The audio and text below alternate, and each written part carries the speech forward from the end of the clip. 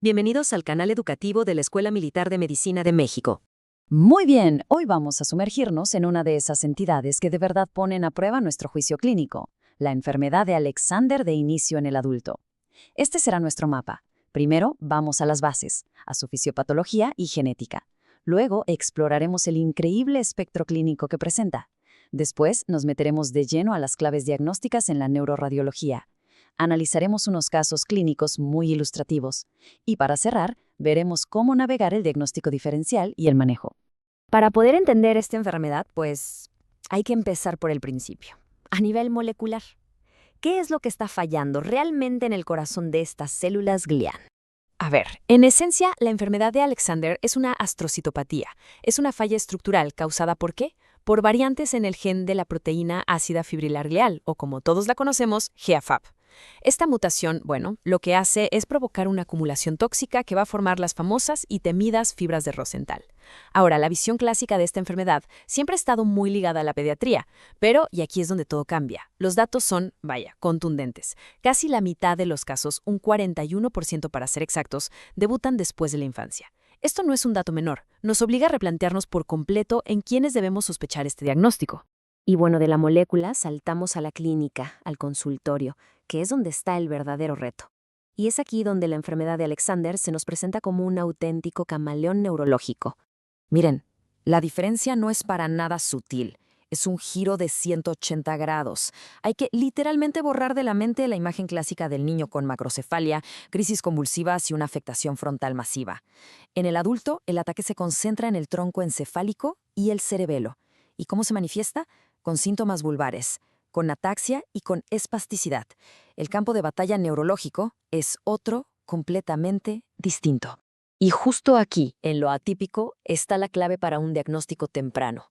No podemos quedarnos esperando a la triada clásica del libro de texto. Debemos actuar como detectives, buscando pistas en presentaciones que, de entrada, parece que no encajan. Una depresión que simplemente no responde a nada, síncopes que se achacan a lo cardiovascular, o incluso déficits focales tras un golpe menor que lucen totalmente desproporcionados.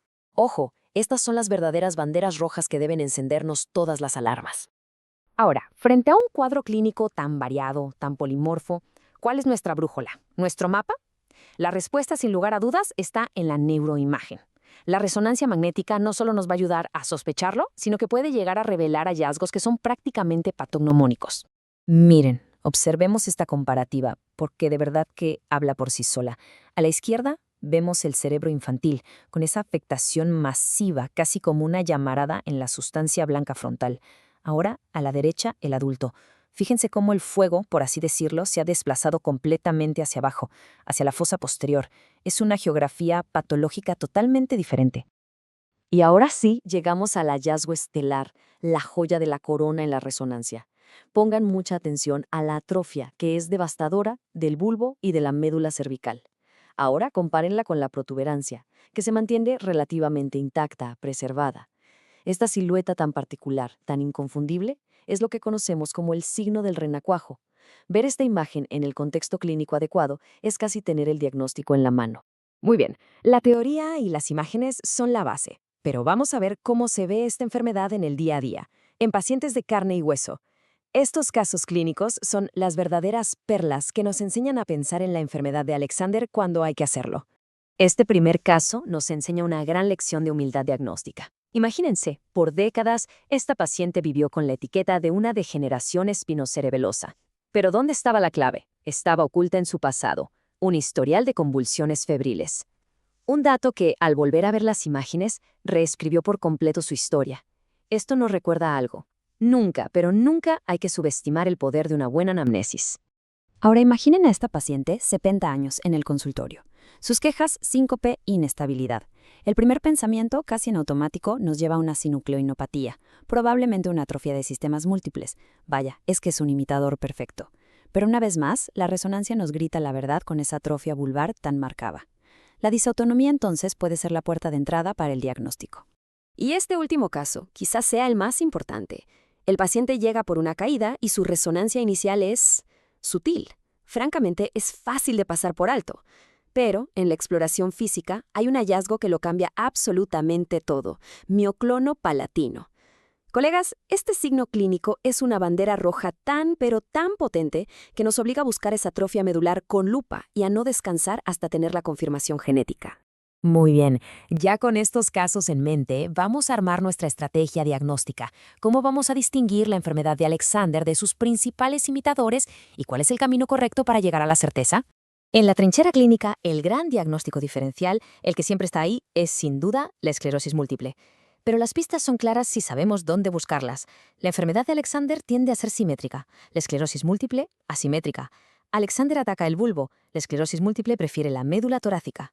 Y además, el lúcido cefalorraquídeo nos da otra clave fundamental. Si no hay bandas oligoclonales, hay que pensar seriamente en Alexander. Entonces el camino a seguir es bastante metódico. La sospecha clínica nos tiene que llevar sí o sí a la resonancia.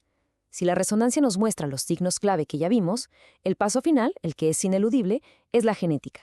Hoy en día, con los paneles de leucodistrofias o la secuenciación de exoma, confirmar la variante patogénica en el gen GFAP es el estándar de oro que cierra el caso y ya no deja lugar a dudas. Bueno, para cerrar, si nos vamos a quedar con 5 ideas clave de toda esta revisión, 5 mensajes para la práctica diaria que sean estos. Primero, la tríada de ataxia, signos vulvares y espasticidad debe hacernos pensar en Alexandra. Segundo, hay que ver el paladar, el mioclono es oro diagnóstico. Tercero, en la resonancia hay que ir a cazar el signo del renacuajo. Cuarto, no hay que dejarse engañar si la sustancia blanca se ve relativamente preservada. Y quinto, la sospecha, por más fuerte que sea, siempre debe ser confirmada con la prueba genética del gen GFAP. Esa es la ruta para llegar al diagnóstico correcto. Toda esta revisión, por supuesto, está fundamentada en la literatura científica clave sobre el tema, incluyendo las importantes publicaciones que se muestran en este momento en pantalla. Este video fue producido por el general de brigada médico cirujano Humberto Carrasco Vargas. Muchas gracias por su atención.